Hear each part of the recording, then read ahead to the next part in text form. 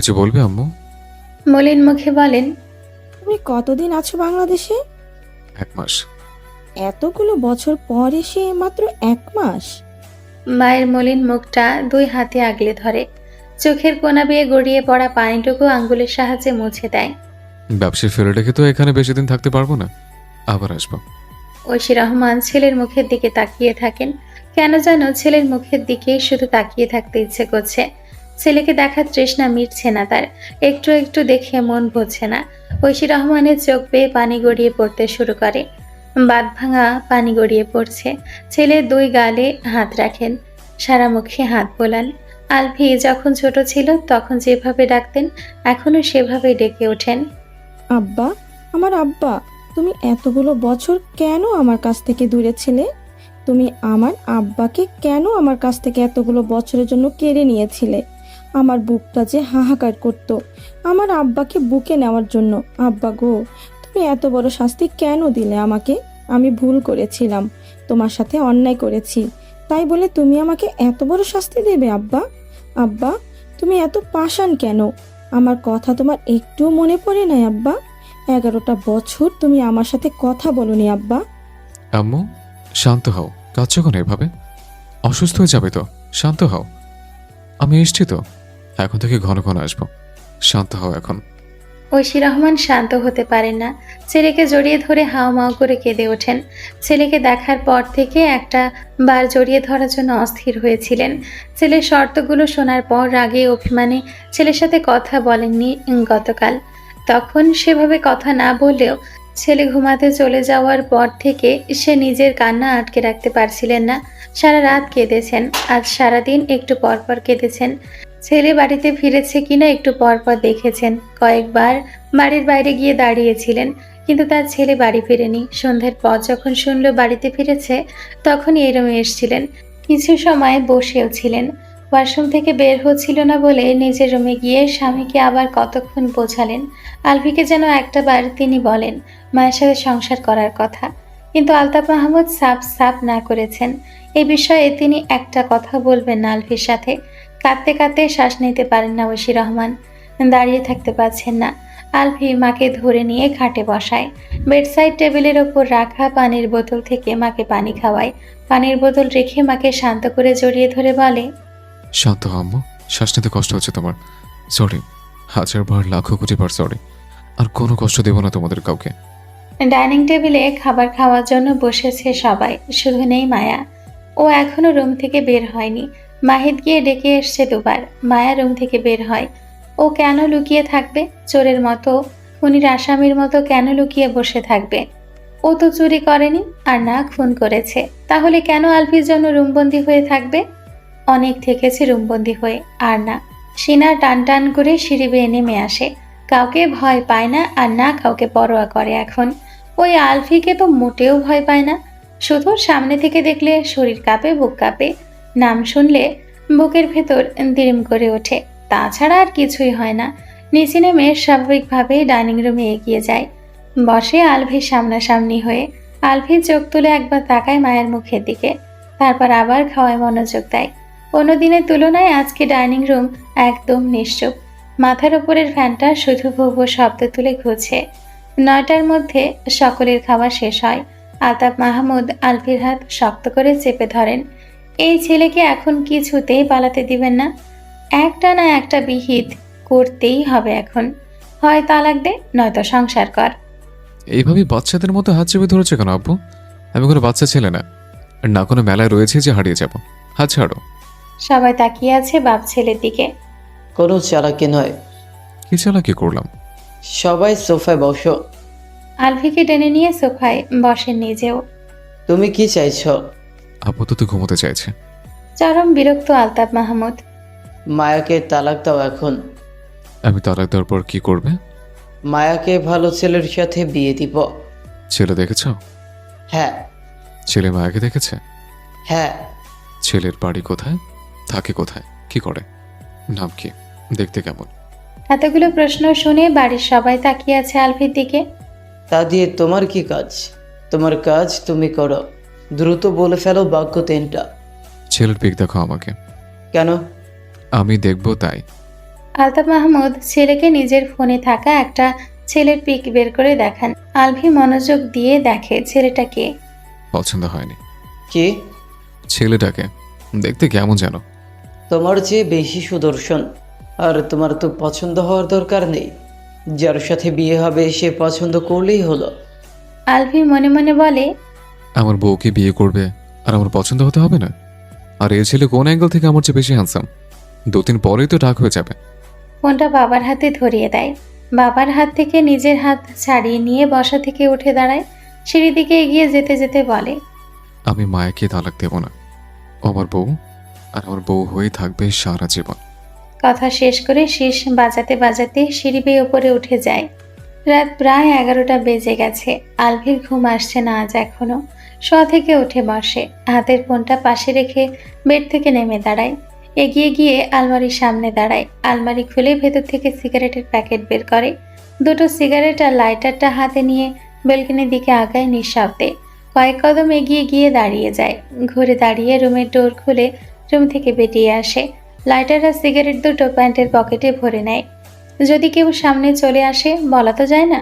সিঁড়ি বেয়ে ছাদে উঠতে উঠতে ভাবে, ও ড্রয়িং রুম থেকে চলে আসার পর কি কথা হয়েছে সকলের মধ্যে, সকলের রিয়াকশন কেমন ছিল, বিশেষ করে মায়ার।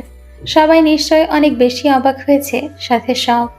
সকালে এই বিষয়টা নিয়ে সবাই ওকে হাজারটা প্রশ্ন করবে। হঠাৎ মত পরিবর্তন করার কারণ জানতে চাইবে। তখন এতগুলো প্রশ্নের সম্মুখীন যেন না হতে হয়, তাই দ্রুত নিজের রুমে এসে ডোর লক করে দিয়েছিল। ভেবেছিল কেউ এসে হয়তো ওকে ডাকবে, কিন্তু আশ্চর্যের বিষয় কেউ ওকে ডাকেনি, আর না ওর রুমের ডোর নক করেছে। সবাই কি স্বাভাবিকভাবে নিয়েছে, নাকি অন্য কোনো কারণে চুপ করে রয়েছে? ছাদের কাছাকাছি আসতে পকেট থেকে সিগারেট বের করে ধরাতে ধরাতে ছাদে উঠে আসে। তখনই ওর কানে ভেসে আসে কোনো এক মেয়ের গলার বিষাদ মিশ্রিত গান। না জানি কোন অপরাধে দিলা এমন জীবন, আমারে পোড়াইতে তোমার এত আয়োজন, আমারে ডুবাইতে তোমার এত আয়োজন, ও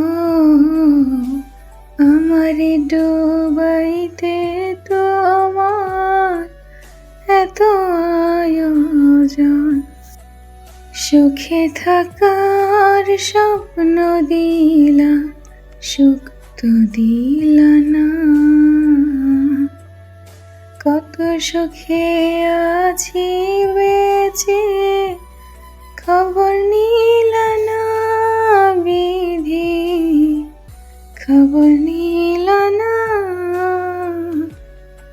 আলভি মনোযোগ দিয়ে শোনে গানটা। কণ্ঠস্বর পরিচিত, এটা মায়ার গলা স্বর। মায়া এত রাতে ছাদে কি করছে? আবার এভাবে গলা ছেড়ে গান গাইছে।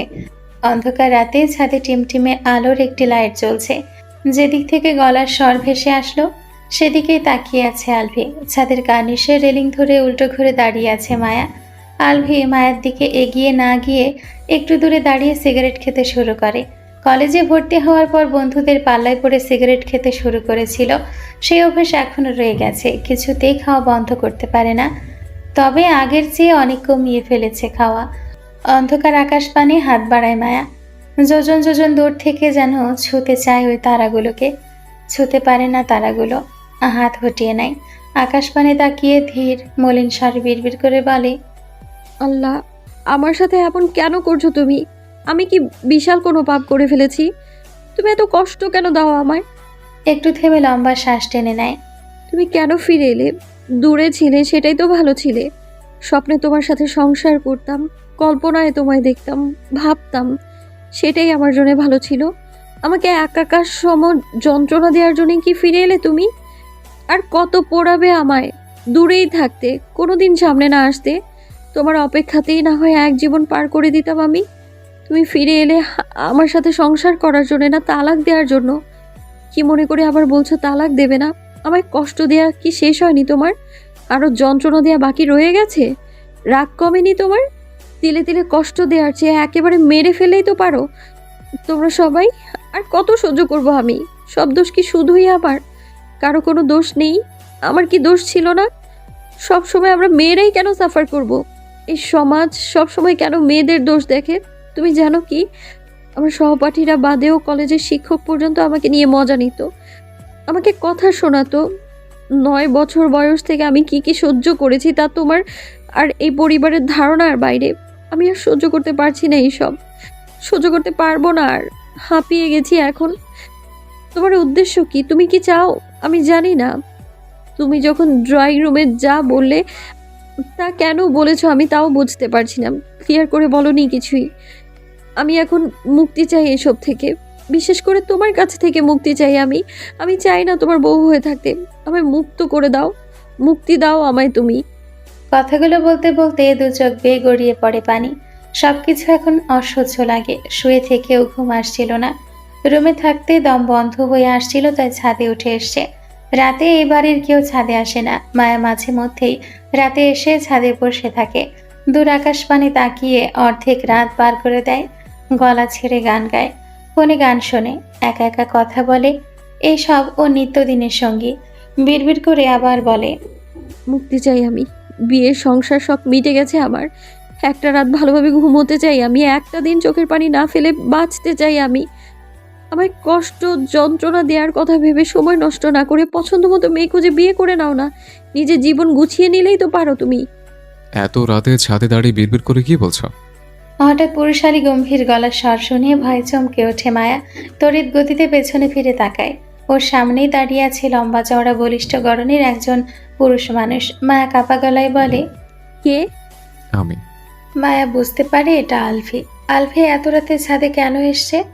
মায়া দ্রুত আলফির সামনে থেকে সরে যায়। দ্রুত পায়ে এগিয়ে যায় সিঁড়ির দিকে। পেছন পেছন আলফি এগিয়ে যেতে যেতে বলে, মায়া, দাঁড়াও, তোমার সাথে কথা আছে আমার। আমার কথা শোনো, দাঁড়াও। মায়া দৌড়ে সিঁড়ি বেয়ে নেমে যায়। আলফি দাঁড়িয়ে দাঁড়িয়ে দেখে মায়ের পালিয়ে যাওয়া। ওর কথাগুলো তো শুনে যাবে নাকি? সিগারেট খাওয়া শেষ হচ্ছিল না, তাই দূরে দাঁড়িয়েছিল এতক্ষণ। কথা বলার জন্য এগিয়ে আসতেই পালিয়ে গেল। মায়া সোজা রুমে এসে ডোর লক করে দেয় ভেতর থেকে। ফ্লোরে বসে জোরে জোরে শ্বাস নিতে শুরু করে। ওর পুরো শরীর থরথর করে কাঁপছে। একে তো হঠাৎ কথা বলায় ভয় পেয়ে গেছে, তার উপর ওটা আলফি। নিজের হাত পায়ের দিকে তাকায়। অস্বাভাবিকভাবে কাঁপছে হাত দুটো। পানি খাওয়া প্রয়োজন। দৌড়ে এসে এখন দাঁড়ানোর শক্তিও পাচ্ছে না। হামাগুড়ি দিয়ে পানির কাছে এগিয়ে যায়। কাঁপতে থাকা হাতে পানির গ্লাস শক্ত করে চেপে ধরে পানি খায় পুরোটা। গ্লাস বেডের উপর রেখে বেডের সাথে হেলান দিয়ে বসে। আলভির সামনে আসলেই এমন কেন হয়? আলভি হেঁটে এগিয়ে গিয়ে রেলিংয়ের ওপর বসে দ্বিতীয় সিগারেটটা ধরায়। মায়ার গলার স্বর শুনেই বুঝতে পেরেছিল হঠাৎ কথা বলায় মায়া ভয় পেয়ে গেছে। এভাবে হঠাৎ কথা বলা উচিত হয়নি, কিন্তু বিড়বিড় করে কি বলছিল? সিগারেটের বিষাক্ত ধোঁয়া খোলা আকাশের দিকে উড়িয়ে দেয়। মায়ের সাথে কথা বলতে হবে। ডাইনিং টেবিলে আর সোফায় মায়ার চোখ মুখের দিকে খেয়াল করেছিল। মায়ার চোখে মুখে স্পষ্ট রাগ দেখা যাচ্ছিল। মায়া ওর ওপর রেগে আছে হয়তো, আর রেগে থাকাটাই স্বাভাবিক। সিগারেটে শেষ করে রেলিংয়ের ওপর থেকে নেমে দাঁড়ায়। দুই হাত পকেটে গুজে সিঁড়ির দিকে এগিয়ে যায় আস্তে আস্তে, শেষ বাজাতে বাজাতে। করিডোরে আসতেই ওর সামনে পড়ে আলতাফ মাহমুদ। ওনাকে দেখে আলফির পা দুটো থেমে যায়। আলতাফ মাহমুদের পা দুটো থেমে গেছে। অবাক হয়ে বলেন, তুমি এখনো ঘুমাওনি? ওদিকে কোথায় গিয়েছিলে? আলফি কথা বলে না। সিগারেট খেয়েছে একটু আগেই। এখন কথা বললে আলতাফ মাহমুদ বুঝতে পেরে যাবেন। ছাদে গিয়েছিলে নাকি? আলফি মাথা নাড়িয়ে হ্যাঁ বলে। আজকে ঘুম পায়নি? তখন তো কাউকে কিছু বলতে না দিয়ে রুমে এসে ডোর লক করে দিলে। এখন না ঘুমিয়ে ছাদে কি করতে গিয়েছিলে? আলভি এবারে চুপ করে রইল। এভাবে চুপচাপ দাঁড়িয়ে থাকতে দেখে বিরক্তিতে কপাল ভরে কুঁচকে যায় আলতাফ মাহমুদের। এই ছেলেটা এমন কেন হয়েছে? কিছু জিজ্ঞেস করলে উত্তর দেয় না। কেউ কিছু জিজ্ঞেস করবে বলে আগেই কেটে পড়ে সেখান থেকে। এই ছেলে নিজেকে কি মনে করে? আমেরিকার প্রেসিডেন্ট? চলন বলন দেখলে তাই মনে হয়। কথা বলছো না কেন? মুখে কলু পেটেছ? কথা আছে তোমার সাথে, নিচে চলো। আলভি ওর বাবাকে ক্রস করে নিজের রুমের দিকে এগিয়ে যায়। তারপর বলে, তোমাদের সকলের যত কথা আছে, প্রশ্ন আছে, সেসব আগামীকাল সকাল থেকে রাত পর্যন্ত শুনবো আর উত্তর দেব। এখন অনেক রাত হয়েছে, গিয়ে ঘুমিয়ে পড়ো। আমি এখনই কথা বলতে চাই। সকালে। বলেই নিজের রুমে ঢুকে যায়। ডোর লক করে ফোঁস করে শ্বাস ছাড়ে। ভাগ্য ভালো গন্ধ পায়নি। ওয়াশরুমে প্রবেশ করে, ফ্রেশ হয়ে কুলি করে রুমে এসে শুয়ে পড়ে। পরের দিন ভোরে অন্ধকার অন্ধকার থাকতে থাকতেই ঘুম থেকে ওঠে আলভি। ফ্রেশ হয়ে বাড়ি থেকে বেরিয়ে যায় জগিং করার জন্য। জগিং করে 6টার সময় বাড়িতে ফিরে আসে। ড্রয়িং রুমে এসে দেখে ওর বাবা আর শ্বশুর সোফায় বসে কিছু একটা নিয়ে কথা বলছে। আলভিকে দেখে আলতাফ মাহমুদ সোফায় বসতে বলে, শাওয়ার নিয়ে ফ্রেশ হয়ে আসে, ঘামে শরীর ভিজে গেছে। না, আগে কথা বলবে, তারপর ফ্রেশ হতে যাবে। জাস্ট 10 মিনিট লাগবে ফ্রেশ হতে। যাবো আর আসবো। তোমরা দুজন নিজেদের কথা শেষ করো ততক্ষণে। বাবাকে কিছু বলার সুযোগ না দিয়ে সিঁড়ির দিকে এগিয়ে যায় আলভি।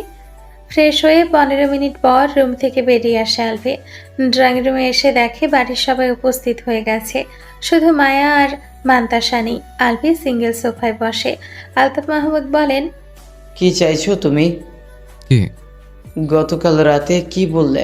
ক্লিয়ার করে বলো। বলেছি আমি মায়াকে তালাক দেব না। দেবে না সেটা তো বুঝতেই পেরেছি, কেন দেবে না সেটা খোলাসা করো। সম্পর্কটা তো এইভাবে ঝুলিয়ে রাখার কোনো মানে হয় না। হয় সংসার করো, নয়তো মুক্তি দিয়ে দাও। আমি মায়ের সাথেই সংসার করব। রাতে আলভির কথা শুনে সবাই যতটা না অবাক হয়েছিল, এখন যেন তার চেয়ে কয়েক গুণ বেশি অবাক হয়েছে। রাতে আলতাফ মাহমুদ বলেছিলেন আলভি তালাক দিলেই মাকে অন্য জায়গায় বিয়ে দেবেন। ছেলে আগেই দেখে রেখেছেন, মানে সবকিছু আগেই পরিকল্পনা করে রেখেছিলেন।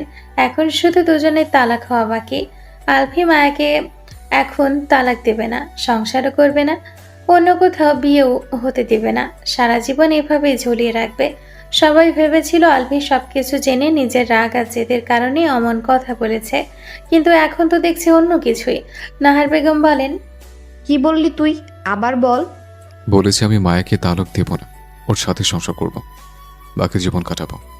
নাহার বেগমের কুঁচকে যাওয়া গাল দুটো ফুলে ওঠে, ওষ্ঠদয় প্রসারিত হয়, চোখে মুখে হাসি ফুটে উঠেছে।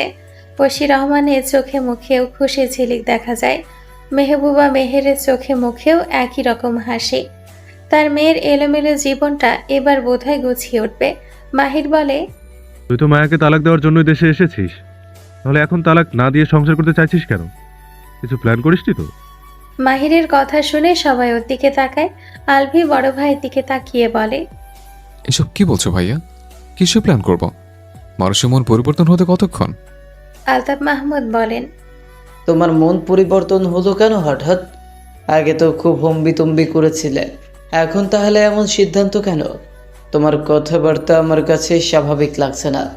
নিশ্চয়ই কোনো গড়বড় আছে। তুমি কি চাইছো? তোমার মনে কি চলছে ক্লিয়ার করে বলো।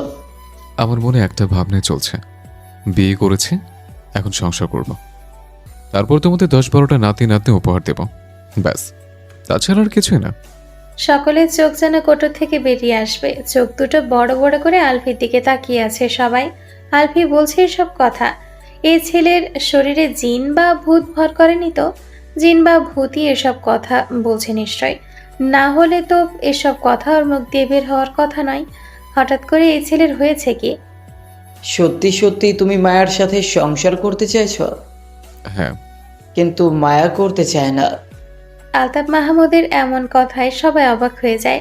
আলফি কপাল ভ্রু কুঁচকে বলে, কেন? জানি না আমি। মায়া বলেছে তোমার সাথে সংসার করবে না, আজকেই তালাক দিয়ে দিতে বলেছে। মিথ্যে বলছো তুমি। একটাও মিথ্যা বলছে না, সকলের সামনেই তো বলেছিল। আমি ওকে বোঝাতে গিয়েছিলাম, ও সোজা সবটা না করে দিয়েছে। তোমার সাথে কিছুতেই সংসার করবে না। আমি বিশ্বাস করি না। তুমি বিশ্বাস করো বা না করো তাতে আমার কিচ্ছু যায় আসে না। তুমি মায়াকে তালাক দিয়ে দাও, আমি ওকে অন্য জায়গায় বিয়ে দিব। এভাবে তো ওর জীবনটা নষ্ট হতে দিতে পারে না। মায়াকে ডাকো এখানে। কেন? ও আমার সামনে নিজের মুখে বলবে, তবে আমি বিশ্বাস করব। মাহির চা, মায়াকে ডেকে নিয়ে আয়। মাহির সোফা ছেড়ে মায়ের রুমের দিকে এগিয়ে যায়। কয়েক মিনিট পরে মায়া নিচে নেমে আসে, মাথা নিচু করে দাঁড়ায় সকলের সামনে। আলফি মায়ের মুখের দিকে তাকিয়ে থাকে। গত দুদিনের তুলনায় আজকে মায়ের চোখ মুখ ফোলা ফোলা দেখাচ্ছে। মুখের রং কিছুটা ফ্যাকাশে হয়ে গেছে, চুলগুলো বোধহয় এলোমেলো হয়ে আছে। ওড়না দিয়ে ঢেকে রাখার কারণে সেভাবে বোঝা যাচ্ছে না। তবে কপালের দিকে এলোমেলো হয়ে বেরিয়ে আছে অল্প কিছু চুল। মায়ের এমন মলিন চেহারা দেখে আলফির ভীষণ মায়া হয়। মেয়েটাকে অনেক কষ্ট দিয়েছে এতগুলো বছর ধরে। আহনাব মাহমুদ মেয়ের দিকে তাকিয়ে বলেন, আলবি তোর সাথে সংসার করতে চাইছে, আমরাও সেটা চাই। আমরা চাইলে তো হবে না, তোকেও চাইতে হবে। এখন তুই কি চাইছিস? তোর উপরে জোর করে আর কোনো কিছুই চাপানো হবে না। তুই যা বলবি তাই হবে। আমি মুক্তি চাই এই সম্পর্ক থেকে। নিচের দিকে দৃষ্টি স্থির রেখে কাট কাট গলায় বলে কথাগুলো। ভেবে দেখ, অনেক ভেবেছি, আর ভাবতে চাইছি না আমি। এটাই তোর শেষ সিদ্ধান্ত? হ্যাঁ। আহনাব মাহমুদ আলফির দিকে তাকিয়ে বলেন, এবার কি বলবে?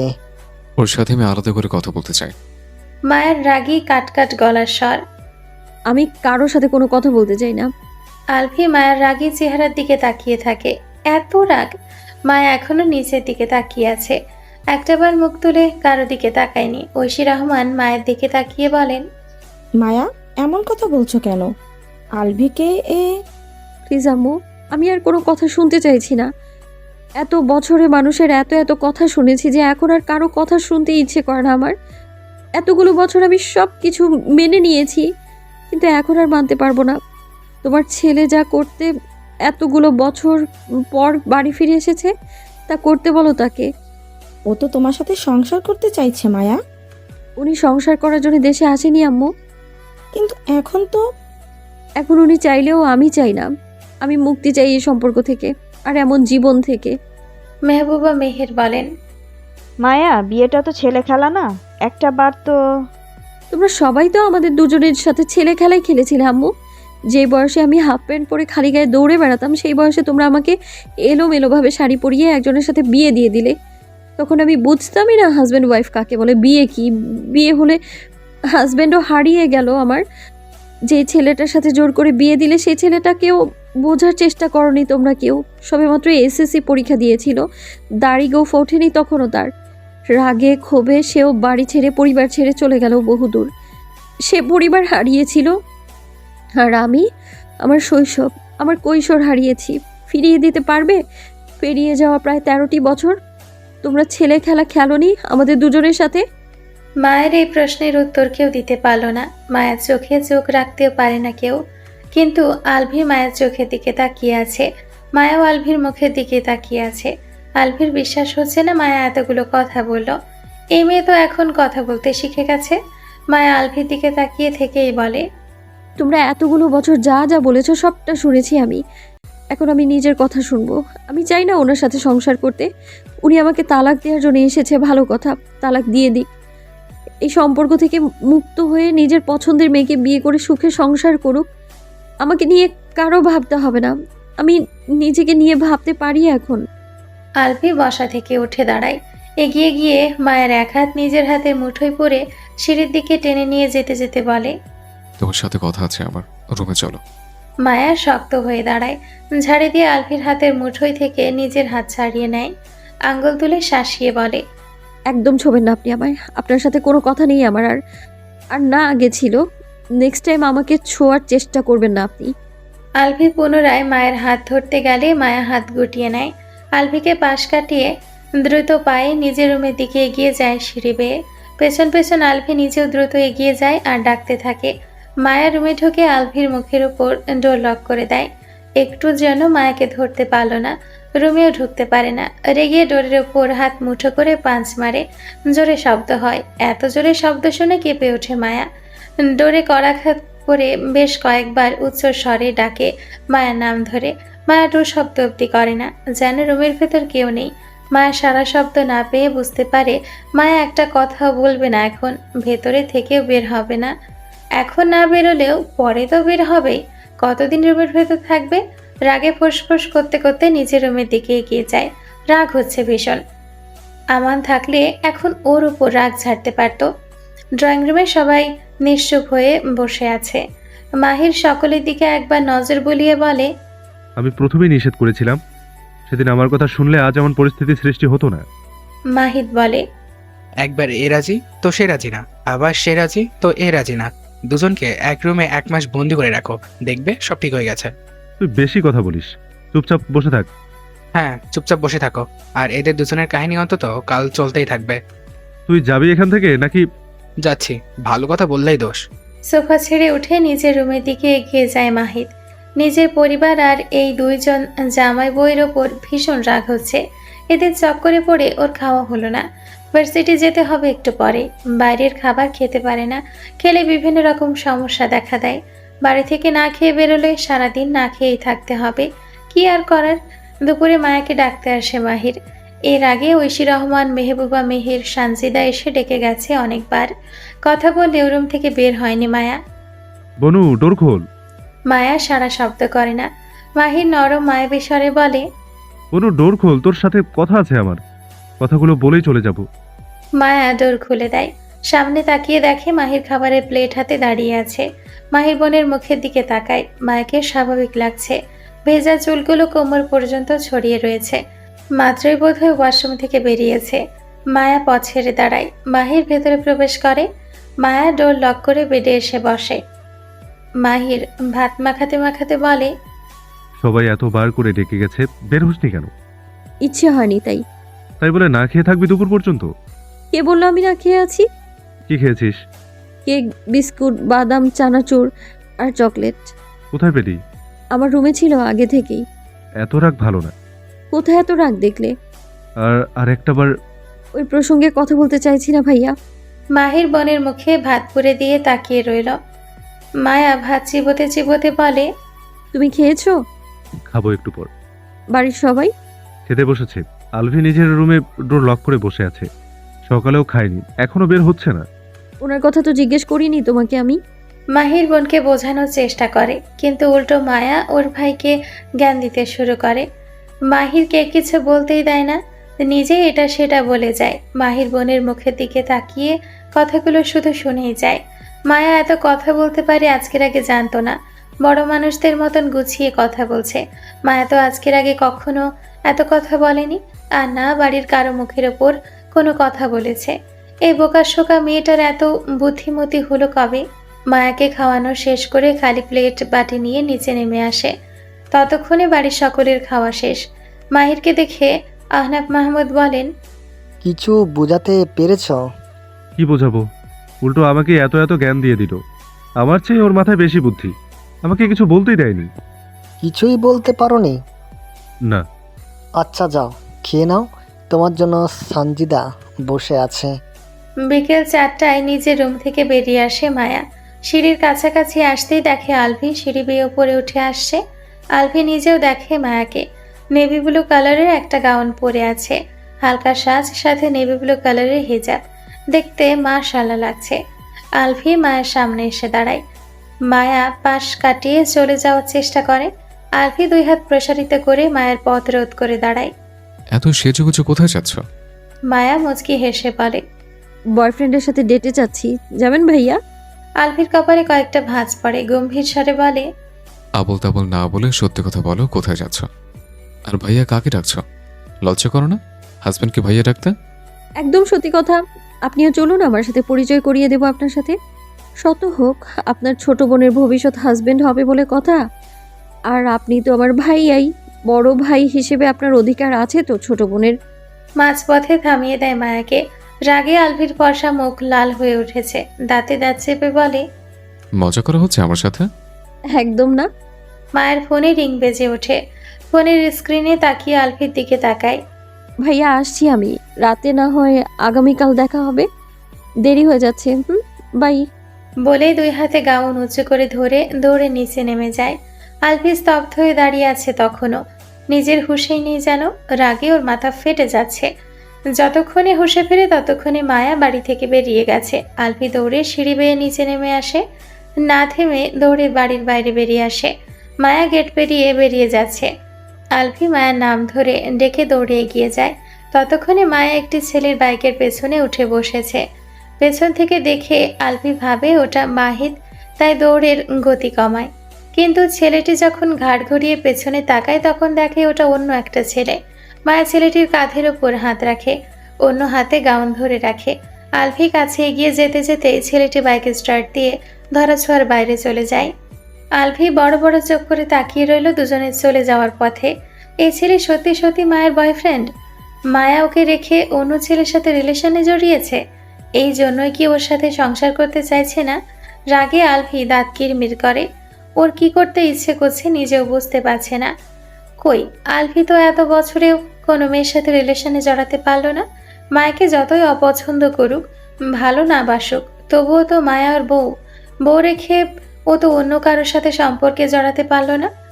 যখনই কোনো মেয়েকে পছন্দ হয়েছে, তখনই ভেতর থেকে কেউ একজন চিৎকার করে বলেছে, আলভি, তুই বিবাহিত, তোর বউ আছে, তুই ওকে নিজের জীবনে রেখে অন্য কাউকে ভালোবাসতে পারিস না, কারোর সাথে সম্পর্ক জড়াতে পারিস না। তাই তো এত হ্যান্ডসাম হয়েও এখনো আগের মতোই রয়ে গেছে। মায়া কিভাবে পারলো অন্য ছেলের সাথে সম্পর্কে জড়াতে? রাগেই সাপের মতো ফোঁস করতে করতে বাড়ির ভেতরের দিকে এগিয়ে যায়। আজকে শুধু বাড়িতে আয়, তারপর তোর ব্যবস্থা করব। ডেটে যাওয়া? আমার ছোট বোন, আমায় ভাইয়া ডাকা? ড্রয়িং রুমে এসে দাঁড়ায় আলভি। রাগে ওর মাথা ফেটে যাচ্ছে। ওকে তখন দৌড়ে বাইরে যেতে দেখে ঐশী রহমান আর মেহবুবা মেহের ড্রয়িং রুমে এসে দাঁড়িয়েছেন। আলভিকে দেখে ঐশী রহমান বলেন, এভাবে দৌড়ে কোথায় গিয়েছিলে? কিছু হয়েছে? আর এত রেগে আছো কেন? আলভির গম্ভীর স্বর। বাড়ির মেয়ে কোথায় যায়, কার সাথে যায়, খোঁজ খবর রাখো না? কি হয়েছে? মায়া কোথায় গেল? ও মামার বাড়িতে। কেন? বলে গেছে তোমাদের? হ্যাঁ, কার সাথে গেল? মাহিদের সাথে।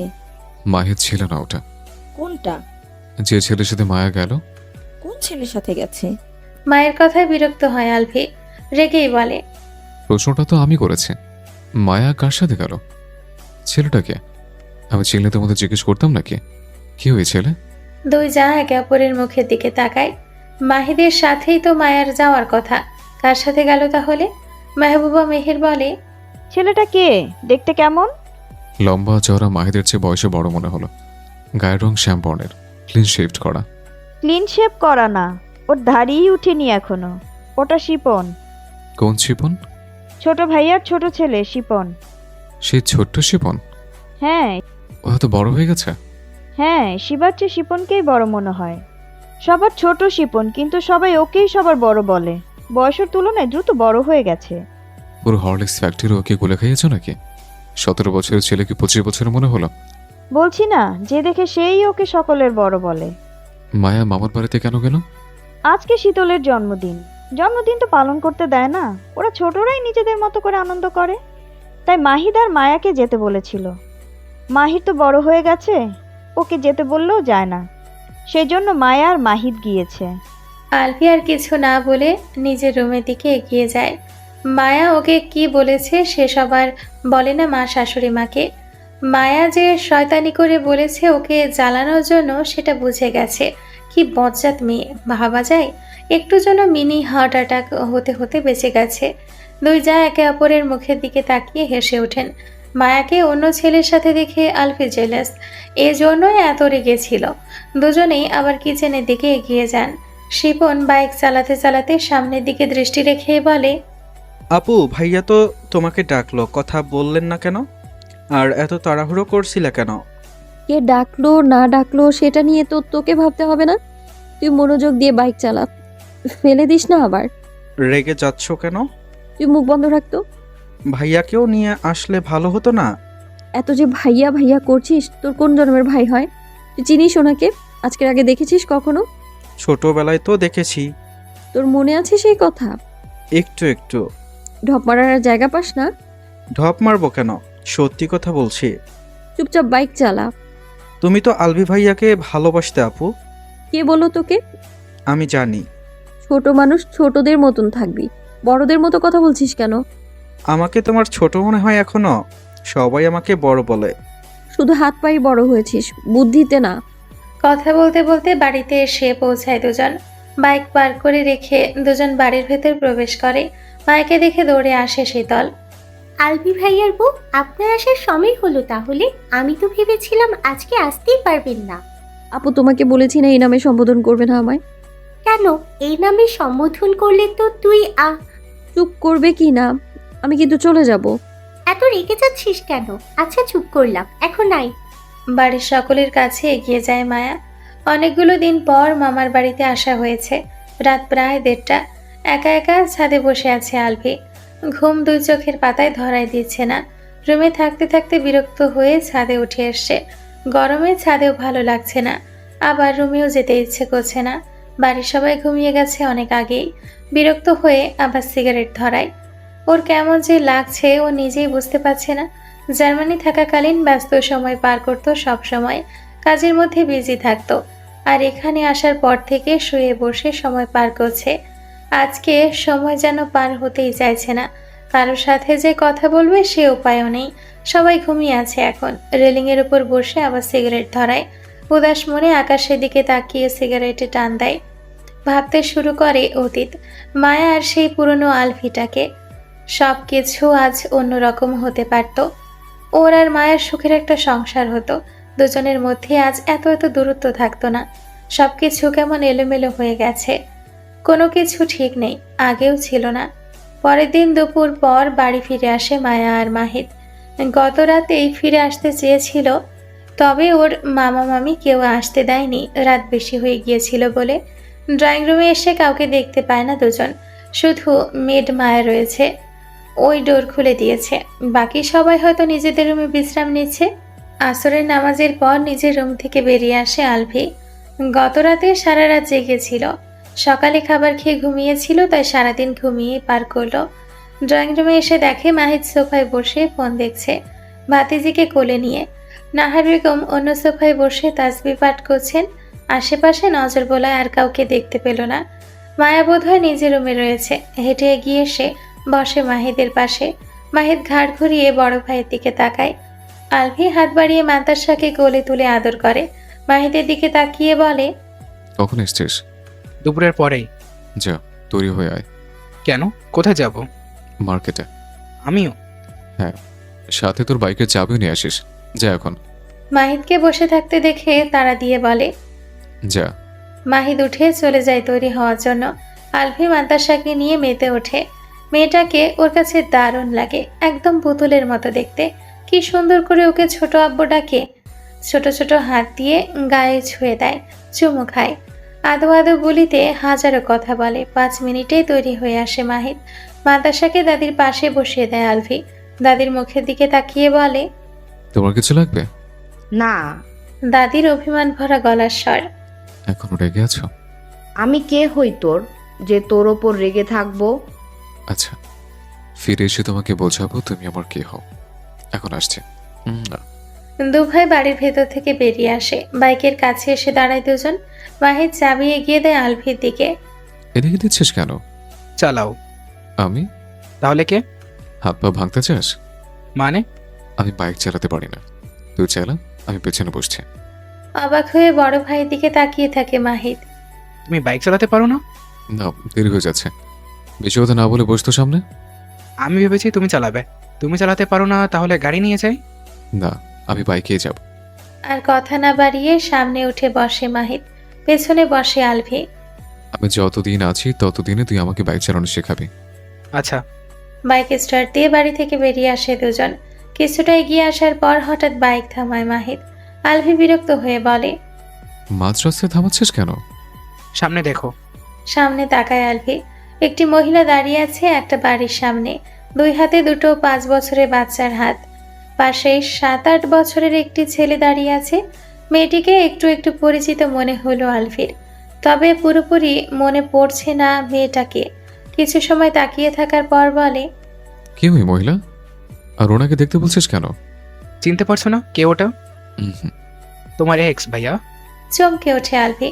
আবার তাকায় সামনের দিকে। যা ভেবেছিল এখন তাই দেখছে। 3 বাচ্চার মা হয়ে গেছে মারিয়া। একটু পরে মুচকি হেসে বলে, ওই মহিলা মারিয়া? হ্যাঁ। এত বড় বড় ছেলে মেয়ে ওর? তুমি জার্মানি চলে যাওয়ার পরের বছরই বিয়ে করেছিল পালিয়ে গিয়ে। 3 বছর পর ছেলেকে কোলে নিয়ে ফিরে এসেছিল দুজন। তারপর 5 বছর আগে যমজ ছেলে মেয়ে হয়েছে। কার সাথে পালিয়ে গিয়েছিল? সিয়ামের সাথে? না। অবাক হয়ে আলভি। তাহলে কার সাথে? এই বাড়ির বড় ছেলে তারেক রহমানের সাথে। তারেক ভাইয়ের ফ্রেন্ড ছিল না? হুম। আলভি হেসে বলে, সিয়ামকেও ছাকা দিয়েছে নাকি সিয়াম ওকে ছাকা দিয়েছে? তুমি বেঁচে গিয়েছিলে, নয়তো কয়েকদিন পরেই তোমাকে ছেঁকা দিয়ে দিত। সিএমের সাথে ওর আগে থেকেই সম্পর্ক ছিল। তুই জানলে কিভাবে? এটা তো সবাই জানতো। তুমি ফুবিদের বাড়িতে থাকতে, তাই জানতে না কিছু। ভাই, ভীষণ আফসোস হচ্ছে। কেন? এক্স 3 বাচ্চার মা হয়ে গেছে, আর আমি এখনো 1 বাচ্চার বাপ হতে পারিনি। এটা তোমার দোষ। চল এখন এখান থেকে, নয়তো হার্ট অ্যাটাক চলে আসবে। এক্সকে অন্যের বাচ্চার মা হতে দেখে মাহিদের মাথায় চাটি মারে আলভি, দাঁতে দাঁত চেপে বলে, উল্টাপাল্টা কথা বলবি তো লাথি দিয়ে তোর মাঝের হাড়টি ভেঙে দেবো। বেয়াদব, আমি এখনো বাপ হইনি, সেজন্য অ্যাটাক চলে আসবে। বোনকে অল্প বয়সে বিধবা না করতে চাইলে বাইক টান দে শালা। শপিং মলে এসে পৌঁছায় দুই ভাই। আলভি লেডিস শপে প্রবেশ করে। আলভি লেডিস শপে কেন প্রবেশ করলো বুঝতে পারছে না মাহিদ। কার জন্য কি কিনবে? ওখানে দাঁড়িয়ে আছিস কেন, ভেতরে আয়। বড় ভাইয়ের কথা শুনে ভেতরে প্রবেশ করে। মায়ার কত সাইজের বোরকা লাগে? হ্যাঁ? বয়রা নাকি? মায়ের কত সাইজের বোরকা লাগে? কেন? এত প্রশ্ন তো তোকে করতে হবে না, আমি যা জিজ্ঞেস করছি তার উত্তর দে। 5 ফুট 4 সাইজ একটু শর্ট হয়ে যায়, আবার 5 ফুট 6 একটু লং হয়ে যায়। আলভি 56 সাইজের 6টা বোরখা নেয়, 1 ডজন হিজাব নেয়, নিকাব নেয়। কয়জনের জন্য নিচ্ছ? শুধু বউয়ের জন্য? এতগুলো কেন? পড়বে তাই। তাই বলে এতগুলো? আলভি উত্তর দেয় না। মা, শাশুড়ি, দাদি, ভাবি, মান্তাসা আর মেড মায়ের জন্য ড্রেস নেয় নিজের পছন্দের। একজন ছোটা বউ আসে সকালে, দুপুরে চলে যায়, তার জন্য শাড়ি নেয়। মাহিদ শুধু তাকিয়ে তাকিয়ে দেখে, কিছু বলে না। লেডিস শপ থেকে বেরিয়ে জেন্টস শপে প্রবেশ করে। সকলের জন্য নেয়, সাথে নিজের জন্যও নেয়। আসার সময় কয়েকটা ড্রেস নিয়ে এসেছিল। আলভি ওর চোখ যায় ছোট ভাইয়ের দিকে। ওর কাছ থেকে একটু দূরে দাঁড়িয়ে আছে মাহিদ। একটি সুন্দরী মেয়ে মাহিদের 1 হাত জড়িয়ে ধরে খুশিতে গুলগুলা হয়ে কথা বলছে। মাহিদের চোখে মুখে জোর জোর ভাব।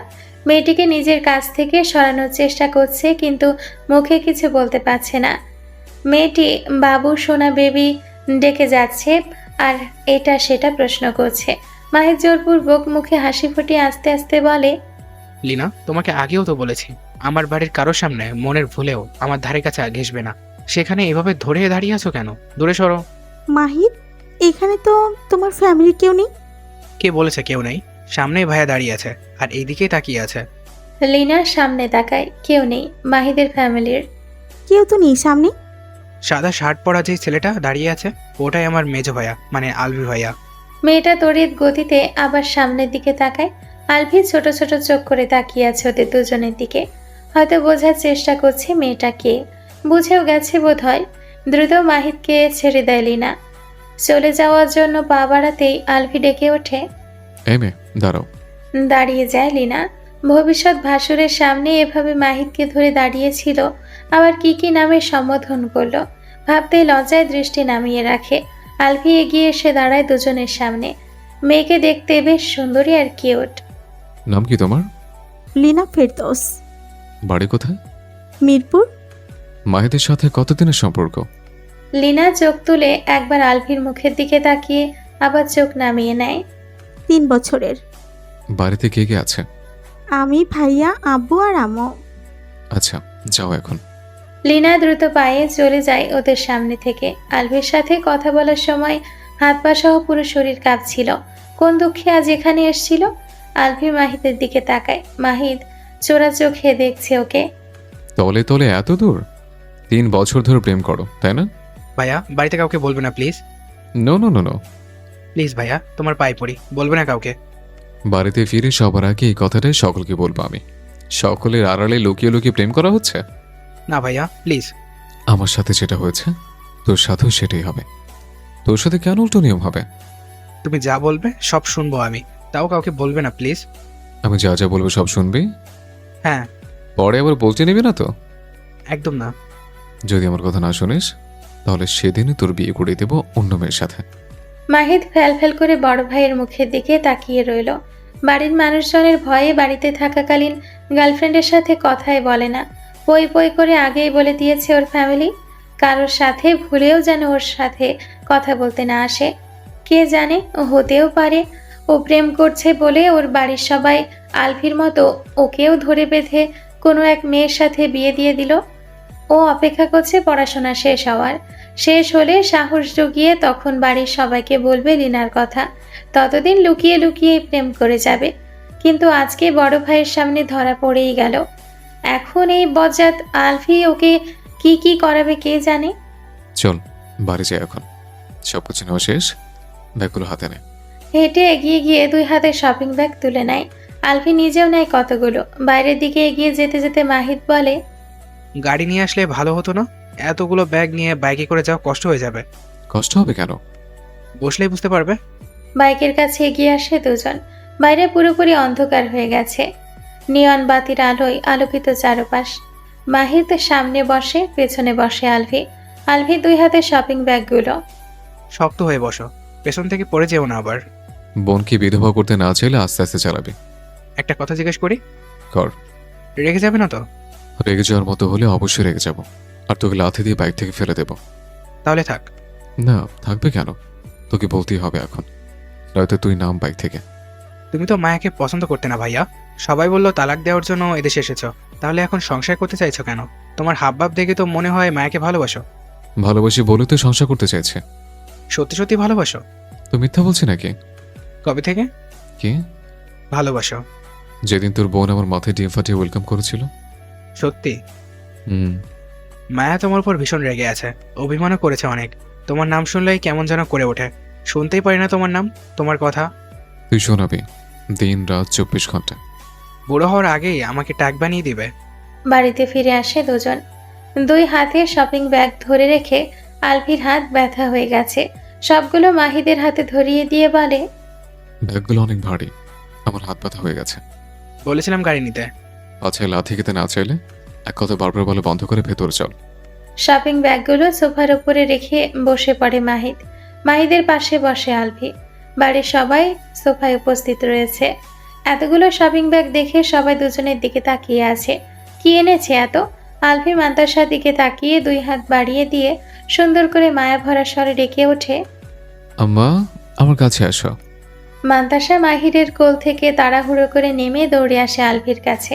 কোলে উঠে শক্ত করে গলা জড়িয়ে ধরে বলে, কোথায় গিয়েছিলে? আমার আম্মার জন্য চকলেট কিনতে, পরিসাজনের জন্য ড্রেস কিনতে। এনেছো? হুম। চকলেট খাবো।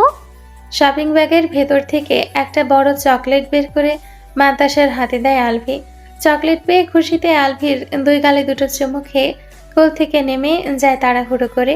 চকলেট হাতে দৌড়ে যায় দাদার কাছে। চকলেট দেখিয়ে বলে, দেখো কত বড় চকলেট।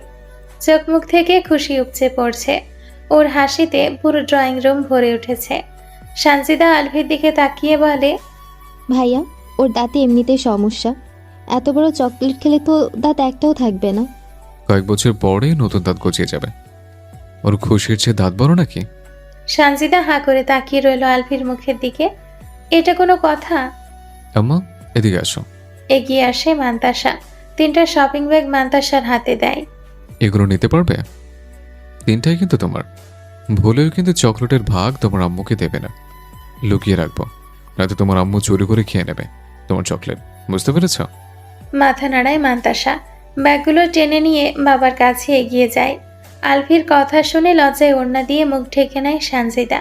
আলভি ভুল কিছু বলেনি। মান্তাসাকে চকলেট এনে দিলে বেশিটুকু সানজিদা নিজেই খেয়ে নেয়। যেহেতু মান্তাসার দাঁত ক্ষয় হয়ে যাচ্ছে, তাই মিষ্টি খাবার ওকে কম খাওয়ায়, চকলেট তো আরও কম। আলভির এমন কথা শুনে বাকি সকলের মুখেও হাসি ফুটে ওঠে। আলভি একে একে সকলের হাতে শপিং ব্যাগ তুলে দেয়। শুধু বাকি থাকে মায়া।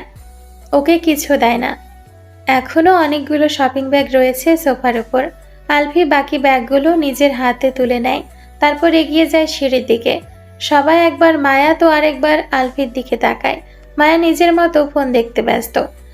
আলভি কোনো কিছু ওকে দিলে ও নিজেই নিত না।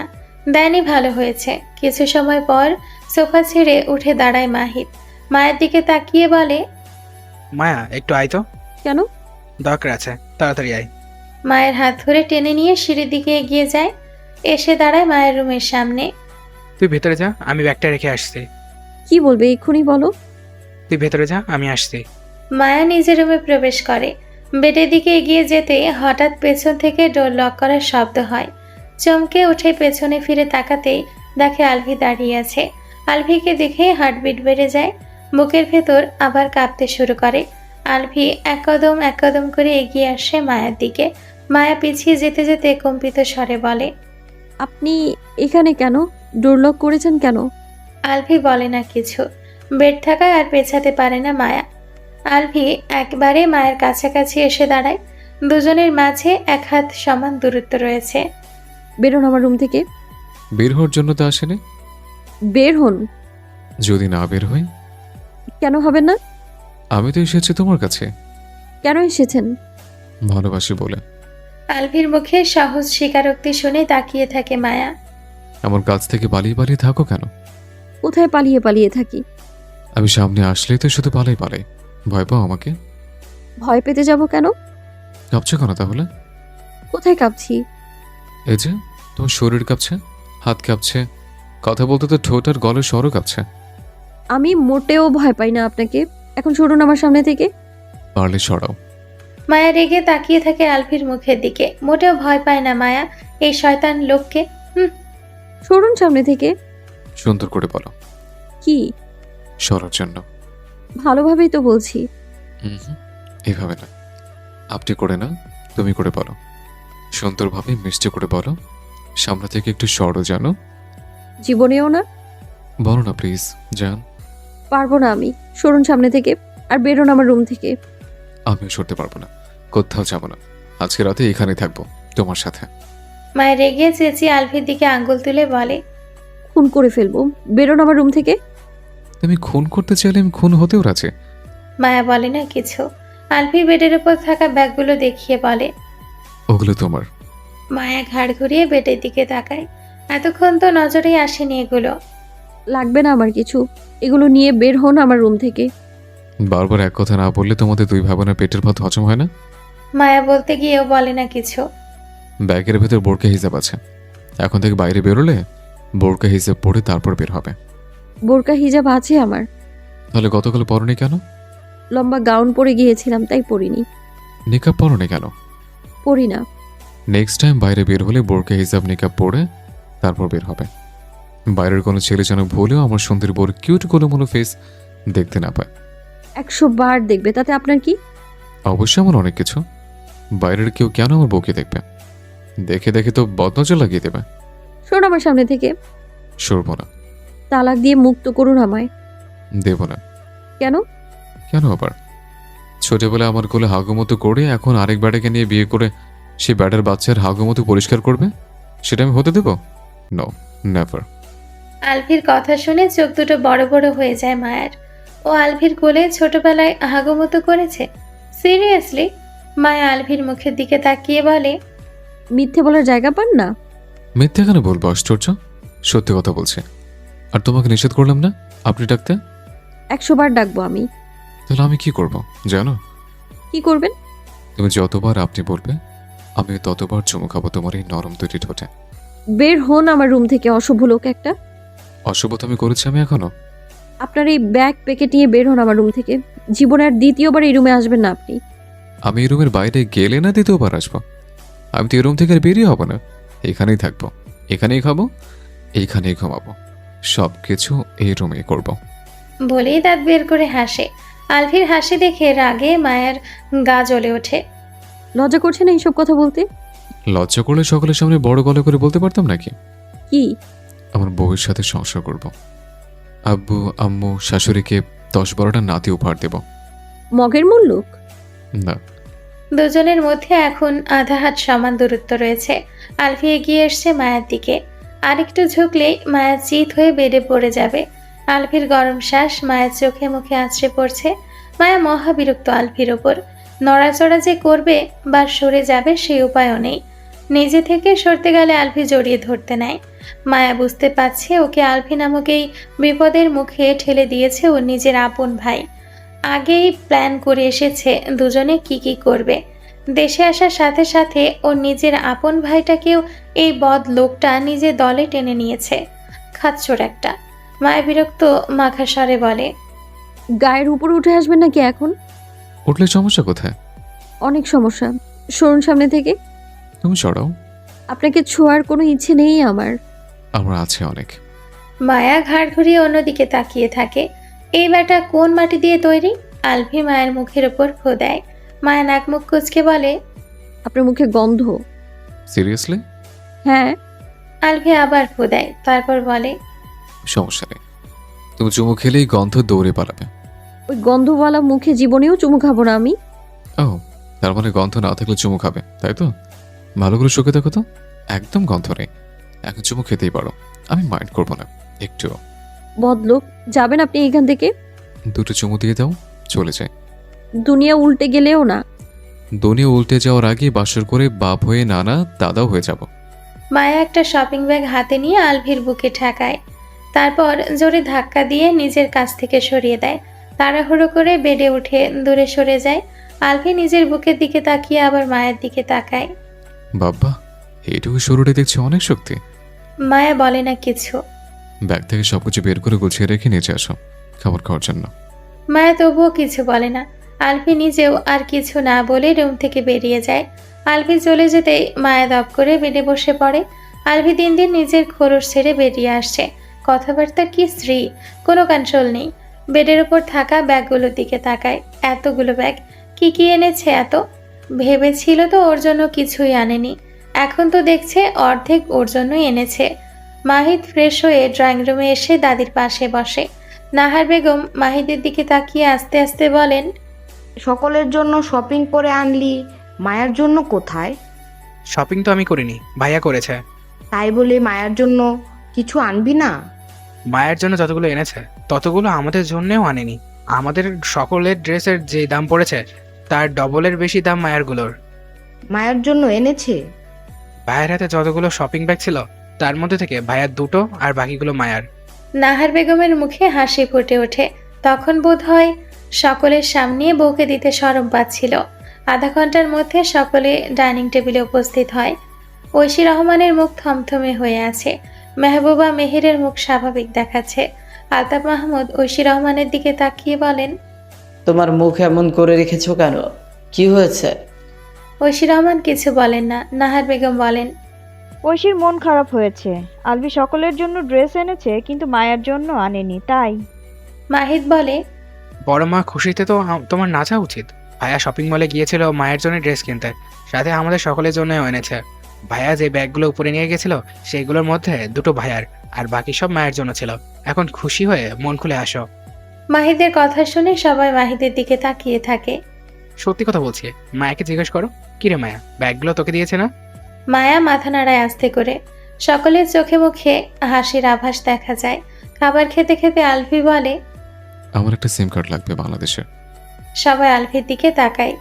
এভাবে তাকাচ্ছ কেন সবাই? মনে হচ্ছে সিম কার্ড নয়, কয়েকশো কোটি টাকা বা কারো ট্রিটমেন্টও চেয়েছে। আলভির বলার ধরন দেখে ফিক করে হেসে ওঠে মাহিদ। বাকি সবাইও মুচকি হাসে। মায়া হাসতে না চাইলেও হেসে ওঠে। আলতাফ মাহমুদ বলেন, কোন কোম্পানির সিম কার্ড লাগবে? যেটাতে ভালো নেটওয়ার্ক পাওয়া যাবে সেটাই। আচ্ছা, আগামীকাল এনে দিব। খাওয়া শেষে বড়রা নিজেদের রুমে চলে যায়। আলভি নিজেও নিজের রুমে চলে যায়। সোফায় বসে মায়া, মাহিদ আর মাহির। সানজিদা মান্তাসাকে ঘুম পাড়ানোর জন্য চলে গেছে রুমে। আলভি রুমে চলে গেছে বলেই মায়া সোফায় বসেছে দুই ভাইয়ের পাশে। একটু পরেই সিঁড়ি বেয়ে নিচে নেমে আসে আলভি, হাতে পানির খালি বোতল। মায়া আলভিকে দেখে বড় ভাইয়ের দিকে তাকায়, তারপর জোরে জোরেই বলে, ভাইয়া, তোমরা এমন কেন? তোমাদের মধ্যে লজ্জা শরম বলতে কি কিছু নেই? এত বড় বড় ছেলে হয়েও বাড়ি ভর্তি মানুষের সামনে কেমন করে এভাবে এই লম্বা ঠ্যাংগুলো বের করে রাখো? লজ্জা করে না? দুই ভাই কিছু বলার আগে আলভি এগিয়ে আসতে আসতে বলে, আমাদের মধ্যে বিন্দুমাত্র লজ্জা শরম নেই। শুধু 3/4 2/4 কেন, শর্টস পরেও করতে পারবো, লজ্জা করবে না। বলতে বলতে কিচেনের দিকে এগিয়ে যায়। হাঁ করে তিন ভাই বোন আলভি যাওয়ার পথে তাকিয়ে রইল। সিরিয়াসলি, 3/4 প্যান্ট পরে থাকে তাই বলে শর্টস পরে ঘুরবে? এতটা নির্লজ্জ ওরা না। আলভি পানি নিয়ে আবার তিনজনের দিকে এগিয়ে আসে। সোফায় বসে থাকা মাহিদের দিকে তাকিয়ে বলে, আয়শালা, আমার রুমে আয়। তিনজনের চোখ বড় বড় হয়ে যায়। মাহিদ অবাক স্বরে বলে, গালি দিচ্ছ কেন ভাইয়া? আলভি নিজেও অবাক হয়ে বলে, গালি কখন দিলাম আবার আমি? মাত্রই তো শালা বলে গালি দিলে। তুই তো আমার শালাই, তাই তো শালা বলেছে। শালা বলে গালি দেওয়া হয় সুমন্দি? মাহিরের চোখ দুটো যেন এখন কোটর থেকে বেরিয়েই আসবে। এই ছেলে এমন হয়েছে কেন? সবাইকে অবাকের ওপর অবাক করাই যেন এর কাজ। এই তুই কিসের শালা সম্বন্ধে ডাকছিস? আশ্চর্য, সম্পর্কে তোমরা আমার যা হও তাই তো বলেই ডাকছে। না ডাকবি না এমন অদ্ভুত নামে, মনে হচ্ছে কেউ গালি দিচ্ছে। কি আশ্চর্য, শালা সম্বন্ধে কি এখন শালা সম্বন্ধে বলে ডাকা যাবে না? মাহিদ, যা ওর সাথে। মাহিদ সোফা ছেড়ে উঠে আলভির হাত টেনে ধরে বলে, চলো। আগামীকাল অফিসে যাওয়ার সময় আমাকে সাথে নিয়ে যাবে ভাইয়া। তুই অফিসে গিয়ে কি করবি? এমনি ঘুরতে যাব। আচ্ছা নিয়ে যাব। মাহিদের সাথে নিজের রুমে চলে আসে আলভি। পানির বোতলটা সেন্টার টেবিলের উপর রেখে মাহিদের পাশে বেডে বসে। কি বলবে বলো? তুই আর মায়া একই ভার্সিটিতে পড়িস? হ্যাঁ, দুজন একসাথে যাওয়া আসা করিস? মাঝে মধ্যে মায়া বেশিরভাগ ড্রাইভারের সাথে যাওয়া আসা করে। ভার্সিটিতে মায়ের ছেলে বন্ধু আছে? না, মায়া তো ভার্সিটির মেয়েদের সাথেই মেশে না, ছেলেদের সাথেও কথা বলে না। বয়ফ্রেন্ড আছে? না। শিওর? হ্যাঁ, কিন্তু এসব জিজ্ঞেস করছো কেন? গত পরশু মায়া উল্টাপাল্টা কথা বলেছিল কিছু। কেমন কথা? সেসব তো জানতে হবে না, একটা সত্যি কথা বলবে? বলো। মায়া আমাকে ভালোবাসতো। হুম। এখন? তুমি দেশে আসার পর থেকে ওর আচরণ পাল্টে গেছে, এখন বুঝতে পারি না কিছু। সেদিন রাতে ড্রয়িং রুমে দাঁড়িয়ে মায়া যা যা বলল সব মন থেকে বলেছে? তোর কি মনে হয়? কারোর মনের কথা তো বোঝার ক্ষমতা আমাদের নেই, তবে আমি যতটুকু বুঝতে পারছি মায়া এখনো তোমাকে ভালোবাসে। ছোটবেলা থেকে মায়া অনেক কিছু সহ্য করেছে, আত্মীয় স্বজন থেকে শুরু করে পাড়া প্রতিবেশী। মায়ের ক্লাসমেটরাও খোঁচা দিয়ে ব্যঙ্গ করে কথা বলেছে মায়াকে। সেসব কিছু সহ্য করতে করতে এমন হয়ে গেছে। তুমি আসার 2 দিন আগের রাতের বেলাও এই রুমের মধ্যে সামনে এসে দাঁড়িয়েছিল, প্রায় রাতেই এরকম করতো, কিন্তু তুমি আসার পর থেকেই একবারে পরিবর্তন হয়ে গেছে। মাহিদের কথাগুলো শুনে চুপ হয়ে যায় আলভি।